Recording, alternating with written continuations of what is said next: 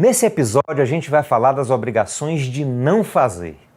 Pegue papel e caneta, sua xícara de café e venha comigo.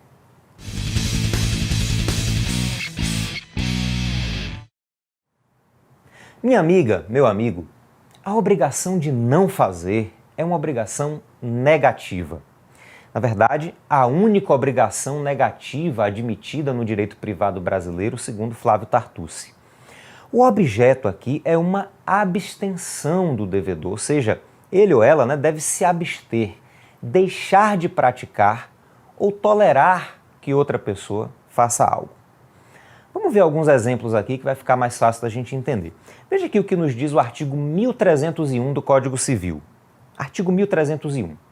É defeso abrir janelas ou fazer eirado, terraço ou varanda a menos de 1,5 m do terreno vizinho.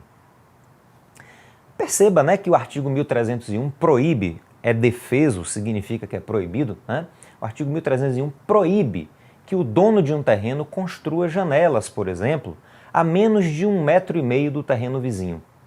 O dono do terreno tem, nesse caso, uma obrigação de não fazer, de não construir a menos de uma determinada distância. Veja outro exemplo, A lei do inquilinato, que disciplina aí os contratos de locação de imóveis, cria uma obrigação de não fazer para o locatário. Veja aqui comigo o artigo 23. Artigo 23.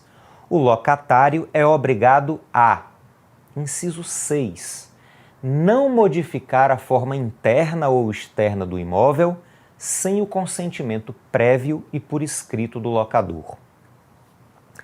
Percebe que a obrigação do locatário nesse caso é de não fazer? Ele é obrigado a não modificar sem prévio consentimento, ou seja, não fazer.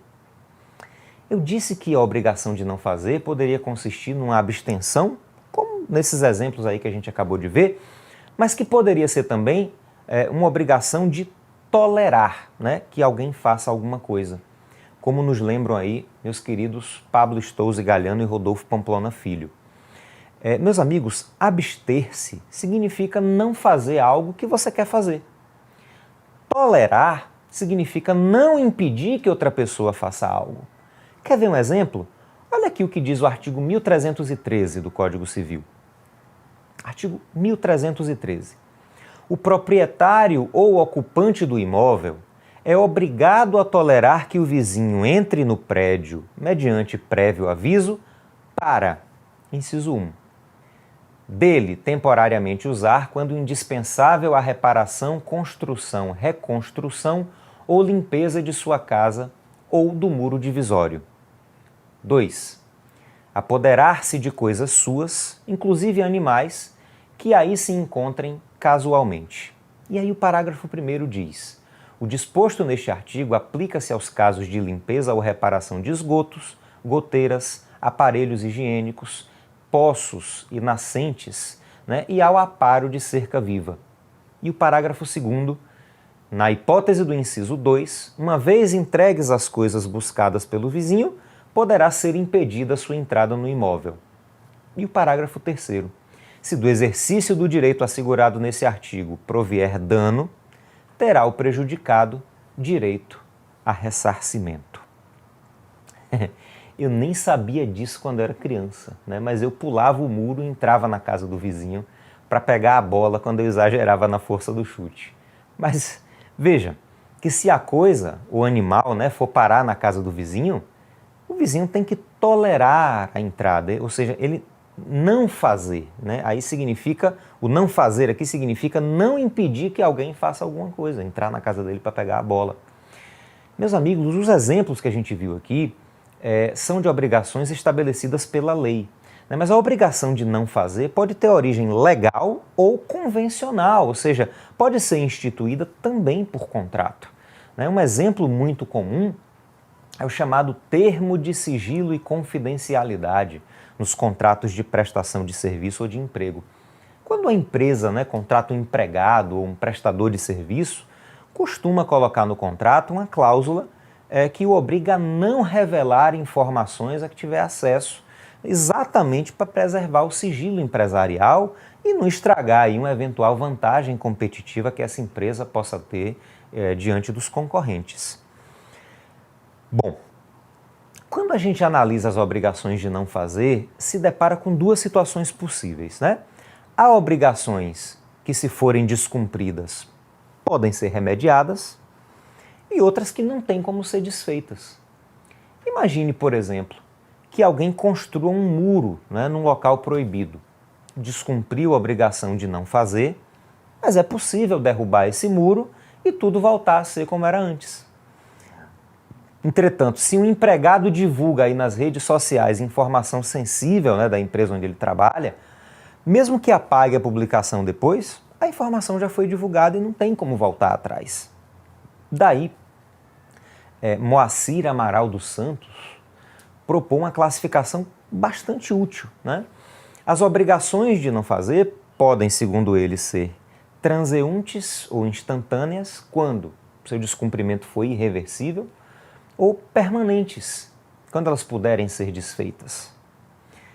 No caso das obrigações transeuntes, né, ou instantâneas, como são irreversíveis, a única alternativa que tem o credor é pedir a reparação das perdas e danos.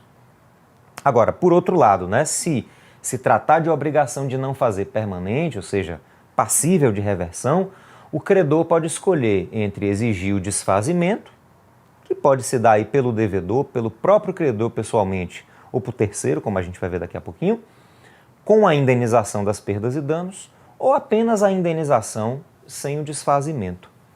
Tudo isso, né, evidentemente, se o descumprimento for culposo. Ou seja, se o devedor violou a obrigação de não fazer por dolo, imprudência ou negligência. Se a violação for involuntária, a obrigação se resolve sem indenização de perdas e danos. Acompanhe aqui comigo o texto do artigo 250 do Código Civil. Artigo 250. Extingue-se a obrigação de não fazer, desde que, sem culpa do devedor, se lhe torne impossível abster-se do ato que se obrigou a não praticar. O artigo 251, por sua vez, trata da hipótese de descumprimento culposo, né?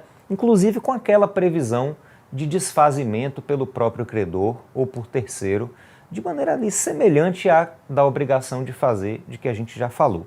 Veja comigo aqui. Artigo 251. Praticado pelo devedor o ato a cuja abstenção se obrigara, o credor pode exigir dele que o desfaça, sob pena de se desfazer, à sua custa, ressarcindo o culpado perdas e danos. Parágrafo único. Em caso de urgência, poderá o credor desfazer ou mandar desfazer, independentemente de autorização judicial, sem prejuízo do ressarcimento devido. Perceba, né, que o artigo 1312, que trata aí da obrigação de não construir, lá na parte relativa aos direitos reais no Código Civil, reforça essa previsão. Veja aqui. Artigo 1312.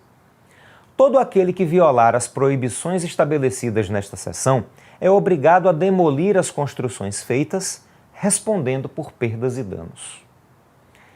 Bom, meus amigos, para finalizar, né, uma observação importantíssima de Silvio Rodrigues. Para que a obrigação de não fazer seja válida, é preciso que seu objeto seja lícito. Toda obrigação é assim. Isso significa que a obrigação de não fazer não pode representar uma restrição ilícita a uma liberdade individual que seja um direito fundamental. Imagine, minha amiga, que você seja contratada por uma empresa e o contrato de trabalho tem uma cláusula que obriga você a não engravidar.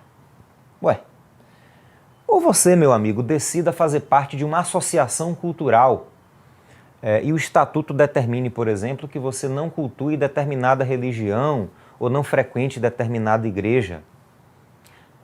Eu espero que você tenha gostado do assunto de hoje, né? Deixe sua curtida no vídeo ou no episódio aí do podcast. Não deixe de acompanhar o Direito Levado a Sério no YouTube, Spotify, Apple Podcasts, Google Podcasts ou qualquer outro agregador de podcasts aí, né, para ser avisado sempre que um episódio novo for publicado.